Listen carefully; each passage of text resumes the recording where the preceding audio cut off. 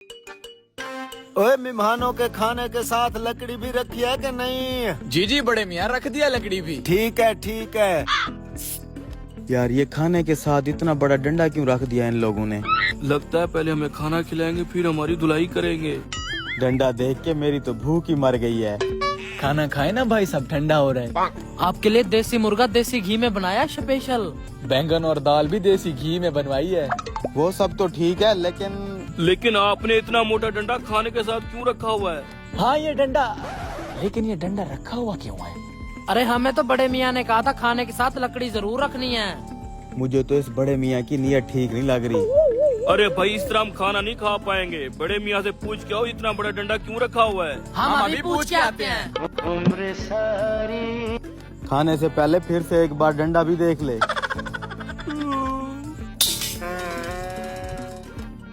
बड़े मियाँ मेहमान पूछ रहे हैं कि खाने के साथ इतनी बड़ी लकड़ी क्यों रख दी है।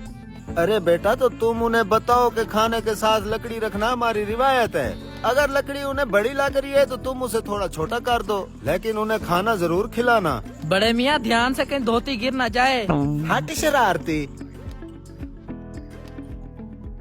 यार इस डंडे का डर ना होता तो सारा कुछ खा लेते। जरा इस आम को तो देख, कितने मजे का लग रहा है।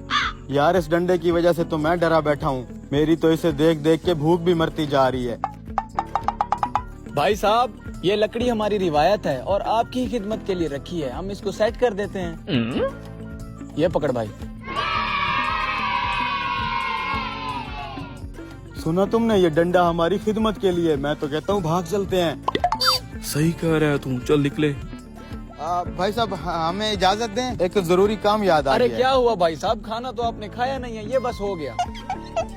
क्या है ना भाई साहब, टाइम हो गया है अब ओवर। बहुत जल्दी एक जगह पे पहुंचना था।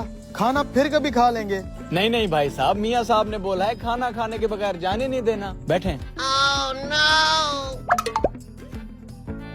अब क्या करें? देखो भाई, हमने कहा था कि बड़े मियाँ से पूछ के लाओ कि ये लकड़ी खाने के साथ पड़ी क्यों है। तुम इस सवाल का जवाब तो लाए ही नहीं। जब तक इस डंडे का मतलब नहीं बताओगे, मैं खाना नहीं खाने वाला। मैं भी नहीं खाने वाला। ठीक है भाई, हम अभी पूछ के आते हैं। ये कैसी रिवायत है? पहले खाना खिलाएंगे फिर पे लेंगे। यार भूख भी बड़े जोर से लगी हुई है।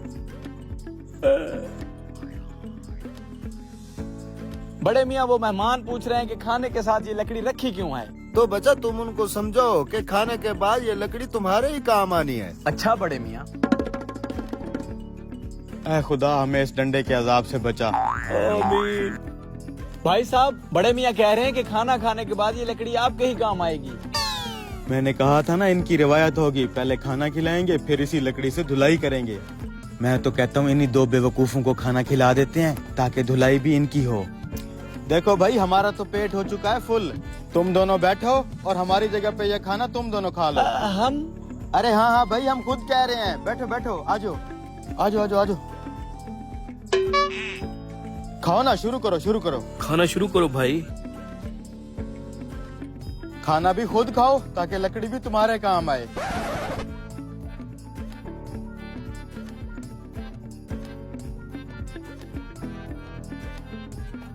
सारा कुछ ही चट कर गए हैं। हाँ यार। Oh no. ओए बगैर, तो ये क्या कर रहे हो? देखा देखा देखा, मैंने कहा था जो खाना खाएगा उसी की धुलाई होगी इस डंडे से। मेहमानों का खाना तुम क्यों खा रहे हो? अरे बड़े मियाँ, मेहमानों ने खुद बोला कि खाना आप खाएं। ये क्या बोल रहे हैं? आपने खाना क्यों नहीं खाया? अरे हम क्यों खाते खाना? आपकी रवायतें इतनी उल्टी सीधी हैं। इतना बड़ा डंडा रख दिया आपने खाने के साथ। पहले आप खाना खिलाएंगे फिर उसी डंडे से हमारी धुलाई करेंगे ना, इसलिए नहीं खाया। ओहो बेशर्मो, मैंने तुम्हें कहा था छोटी सी लकड़ी रखना ताकि गोश्त खाने के बाद जो दांतों में फंसे उसे निकाल सके। तुमने इतना बड़ा डंडा रख के इनको डरा दिया। इतनी सी लकड़ी का कहा था जो दांतों से खाना निकालने के लिए होती है। जी जी। बगैर तो सारा खाना चट कर गए। सारा चट कर गए।